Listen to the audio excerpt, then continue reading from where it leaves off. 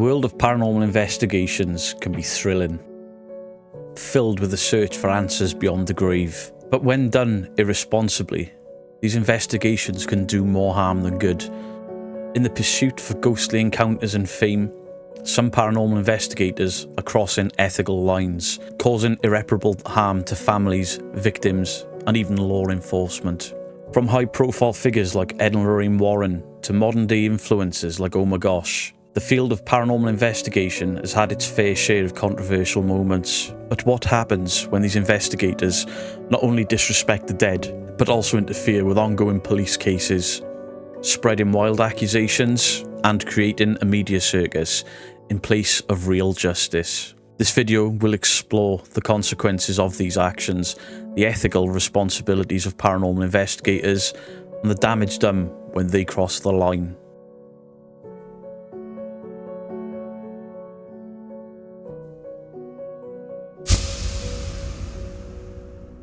Weirdos, bozzicles, how are we all doing? Today we're talking about ethics in the paranormal, because lately there doesn't seem to be much in the way of ethics. Some of the larger channels are just not being respectful to the living or the dead. Well, let's go back in history a little. Let's go back to Ed and Lorraine Warren. To many, Ed and Lorraine Warren's names are synonymous with paranormal investigations, with demonology, with possessions, with psychic mediums, with clairaudiency, clairvoyancy. They were one of the best known teams in the paranormal world. As a younger man, I was a fan, but as I matured and as I did my research, holes started appearing. They were famous for their work on the Amityville case, but we've all seen the Kenny Biddle video where the ghost boy on the stairs is merely one of their members of staff with his glasses reflecting. Or worse, he's put something over his eyes to cause that reflection, to fake or stage that photograph. But still, that case, Amityville, sort of cemented the Warrens' place in the annals of paranormal lore. But their legacy is more than just a bit controversial at this point, and that's without me getting into the things that Ed Warren has been accused of. Particularly, it's Ed and Lorraine Warren's involvement in criminal matters. You see, in numerous cases, Ed and Lorraine Warren have been accused of not only sensationalizing the paranormal claims, but also interfering with ongoing investigations and court cases. Perhaps most notably is their involvement in Arnie Johnson and Debbie Glatzel's case, and the murder of Alan Bono. Now, if you've watched the movie, they've changed the name to Bruno something, but The Conjuring 3, The Devil Made Me Do It, displayed this wildly inaccurate view of the case. But what it all boiled down to is Ed and Lorraine Warren tried to get somebody off with a murder charge because of demonic possession, when in actual reality, this was just cold-blooded murder over jealousy and alcohol. Recent Netflix documentaries and interviews with family members surrounding the case, they shed a very different light on the entire thing from the Ed and Lorraine Warren standpoint. So moving on to the present day, we've got similar behaviour coming from influencers like Omar. He's known for his paranormal investigations on YouTube. A lot of you guys that watch me have probably seen him feature on the channel a few times. But Omar recently made claims to be searching for the ghost or the spirit of Paul Walker from the Fast and Furious franchise fame. Now, he tragically passed away in 2013 in a car accident. This has recently been covered by The Shape in a different video, so I'm not going to rake over that old ground. I'll link The Shape's video in the description down below, and you can make your own mind up from what The Shape has covered in his video. But I've watched that video, and to me, Omar's investigation of this beloved celebrity, who unfortunately passed away in a very tragic accident, very young, is nothing more than a cash grab, and it doesn't have any thought for the fans, and it doesn't have any thought for Paul's relatives. Now, some may consider this just harmless entertainment, but reality is far from that. Searching for a recently deceased celebrity ghost and broadcasting it to thousands, if not millions of followers, it raises ethical concerns. For one, it's trivializing the deceased's family's pain and grief. In fact, it's turning the grief into some sort of cheap spectacle for clicks and views. And more than this, it's starting to create false narratives surrounding death and the afterlife. And in my opinion, it's actually encouraging these channels' followers and subscribers to see tragedy as nothing but fodder for ghost hunting.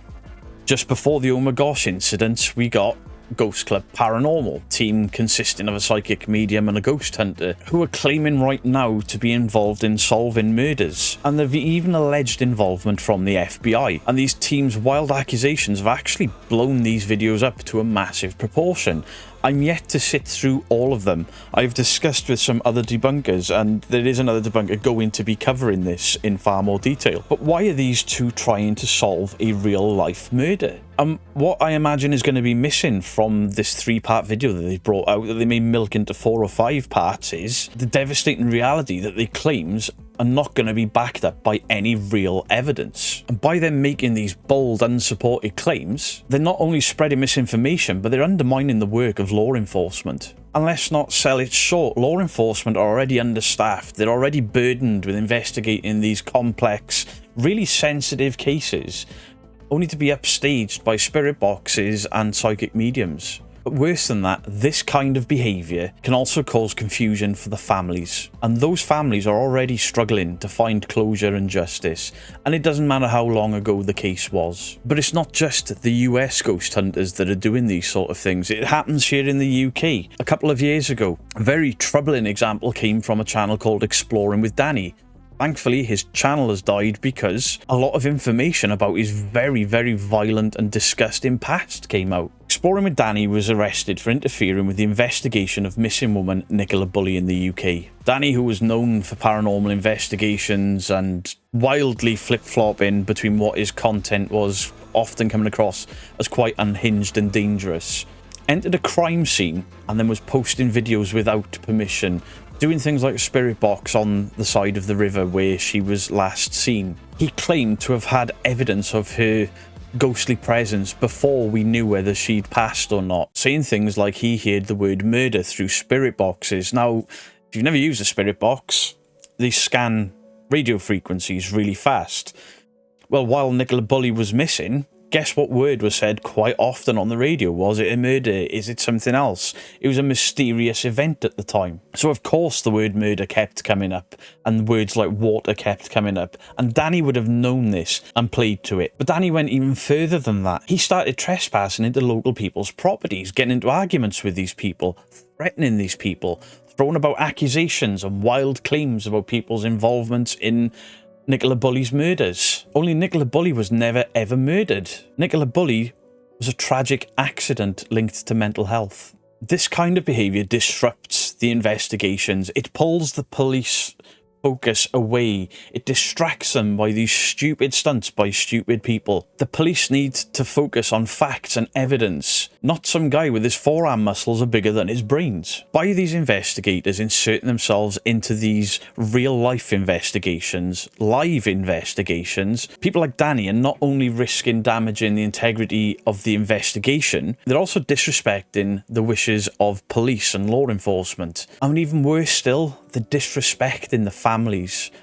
waiting for their mum to come home, their wives to come home. Then there's the Foreman brothers, who've recently gained some attention for conducting spirit box sessions in search of missing children, trying to solve crimes with broken equipment that does not work. It's a chilling claim to be able to talk to dead children, but is this not steeped in some sort of ethical concern? The brothers claiming to be in contact with spirits of these missing children. They're broadcasting these sessions online for all to see. And one of their recent videos where they're trying to help a local family searching for a missing child was recently covered by Boo Productions Toledo. I'll be linking that video in the description below as well. It's important for me to link all of these people doing the work to show how nasty and evil these people really are. But Boo Productions sort of raised questions about the psychological toll that this will take on the families of the missing children. But Boo also showed that these spirit box sessions were nothing other than audio pareidolia, designed to trick the audience and to trick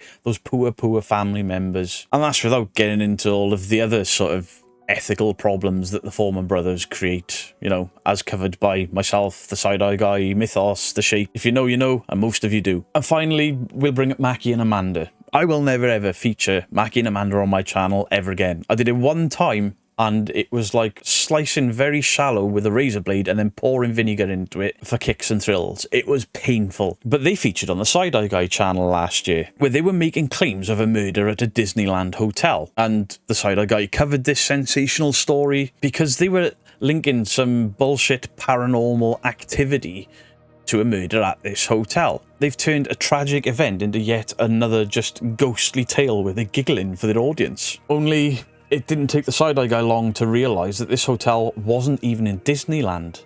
So if they're going to lie about the locations of these hotels, what else are they capable of lying about? These types of investigations and claims are incredibly damaging. They mislead the public. They confuse the families of the victims. And I imagine they make it harder for serious investigations to proceed. In cases like the ones mentioned in this video, in my opinion, the investigators' desires for clicks and views and YouTube revenue is far outweighing common decency. And even worse, it is showing zero respect for those involved, whether they are the victims, whether they are the family, whether they are the fan bases. These are real-life, recent tragedies. These are not for clicks and views. These are not for entertainment. It's becoming quite clear that the rise of online paranormal investigations has created this new wave of content that is entertaining, I guess, but it's also controversial. But what's being forgotten in these pursuits of fame and fortune is the real-world impact that these investigators and these investigations are having on the families of the deceased, the police, and the public.